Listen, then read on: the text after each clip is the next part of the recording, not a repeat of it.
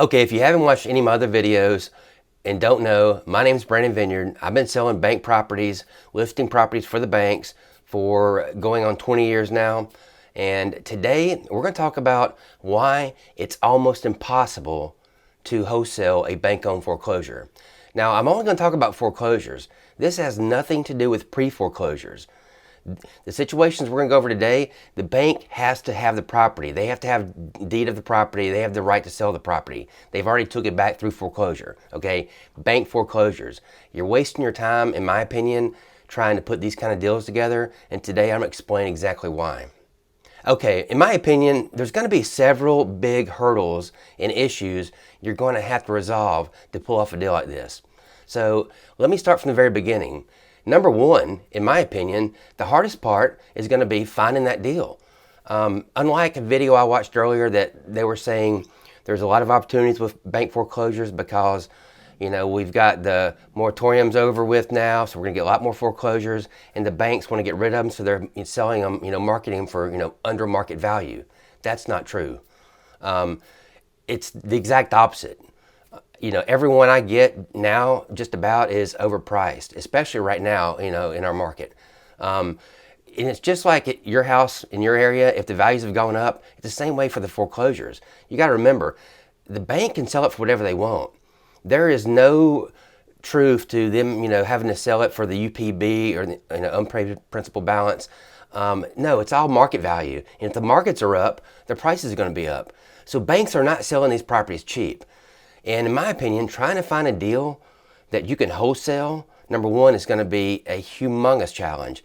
And you got to remember, the banks don't, they don't sell these properties, behind the scenes. They don't do pocket listings. And I'm talking about your major REO servicers in the country. 90+% of all the properties out there. You might pull something off with a small lender, in the middle of nowhere. Maybe it's possible, but with all the big boys, and that's who I'm really referring to, your Fannie Mae's, Freddie Mac's, HUD's, Wells Fargo, Bank of America, all the big major companies, all their property is going to be listed either on an auction site or in an MLS. So the general public is going to have access to this, okay? And in my opinion, it's going to be hard to find somebody out there that you can flip and have enough meat, on it, enough profit to make it even worth it, because, it's going to be a humongous ordeal. And in my opinion, there'd have to be plenty of profit. I just don't think that's out there. And I think trying to find that, if that's going to be, one of your main sources, I think you're wasting your time. And, we don't want anyone to waste their time. So, number one, finding the property is going to be a huge issue. Okay, second, if you find that property and you get lucky enough to find that buyer, your next issue is no bank out there is going to allow you to assign the contract. And one thing I will say, every video I've watched, they've all mentioned this, and they're exactly right. Now, some people will say it's possible, and some banks do. That's hogwash. No. Every addendum is going to have a clause somewhere in it that states you cannot assign a contract without the seller consent or, authority approval. Well, in my 20 years, I've never in my career seen an REO seller allow that to happen, okay? Never, not saying it hadn't happened before, but in my career, it doesn't happen. So your second humongous issue is going to be you can't assign the contract.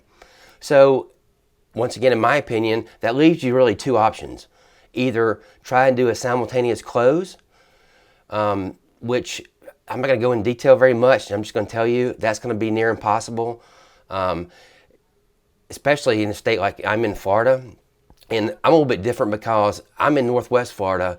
Everything around here locally is done out of South Florida. All the foreclosures and the title work and the seller's chosen title company is all out of South Florida. And if the buyer utilizes, those guys, then the seller's going to pay the, title insurance. If you want to have it closed locally, then, you have to pay for the title insurance.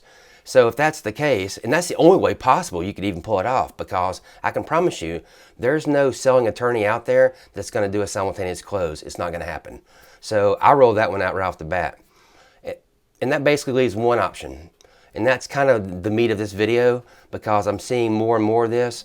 And I just watched a very detailed video in it, and I really want to explain this. And I want you to know what you're going to be up against, what issues you're going to face trying to do the next one thing that people say you can do, and that's putting the property under an LLC and selling the LLC, basically flipping the LLC. Theoretically, yes, it could be done, but there's a couple issues that nobody's mentioning. And as a REO broker and someone who represents the sellers, I want you to understand what you're going to be up against. Okay, when you put an offer on a foreclosure, you're either going to put it in your name or a corporation name. If you put it in the corporation, before the seller signs a contract, before they execute the contract, they're going to want all your LLC documents. You're going to need, especially what they're wanting to see is who has signing authority, who's managing members, what percentage, and who has signing authority. It's got to match up. So if John Smith signs it as managing member of the LLC, guess what? When it goes to closing, they're going to be expecting the same person to sign, okay, per those documents. And a lot of people are going to be thinking, oh, it doesn't matter to them, or you can put clauses in your LLC that allow you to transfer it or, sell it or whatever. Well, that's not true. And here's one of the biggest reasons why. You got to remember, when you, the buyer, you're signing those documents on behalf of the LLC, you're going to have seller addendums, okay? You're going to have a contract, you're going to have seller addendums, and every seller's going to have them. You're going to sign those under your name. Well, guess what? The bank's not going to allow someone else to sign that's not on that contract that hasn't signed those addendums. This happens all the time. Like if someone's adding their wife to a contract, or say, just you add somebody to the contract, the bank's going to always require that person signing, if they allow them to add them to that contract, which a lot of times they will. They're going to require them to go and sign the documents. They're going to make us go back and have them sign all these seller addendums. So that's just a huge issue, and that's one of the biggest reasons why it won't work, is they're not going to allow someone else to sign. Okay. The other thing about it is you got to think about, you got to have some kind of bank account, because just say you were able to pull it off and it worked. Well, the new buyer who's buying it under, Main Street LLC or whatever, is going to have a, bank account to deposit that check. So that's another issue, bank account. And you can just see where this process can get really entailed. And I go back to it. I don't know. I think our time is one of our most valuable things we have. I know mine is extremely valuable to me, and I hate wasting it. And one thing I've learned in my career is, don't waste time if you don't have to. In my opinion, you would have to have a humongous potential check to even try to pull this off. And I just don't see that happening in our market, especially here in 2022 and beyond. And like I said, sellers aren't dumping these properties, and they're not giving them away. They're trying to get full market value. And I expect some of the properties I'm going to be having here in the next year, they're probably going to make a profit on it, because market values have gone up so much compared to what they foreclosed on. I think I might have one coming up that's going to be, probably they might squeak out, and pay all their costs from it. They might break even, but most of them, they still lose their rear ends. So hope this video helped. If you have any questions, leave them below. I'll be glad to answer.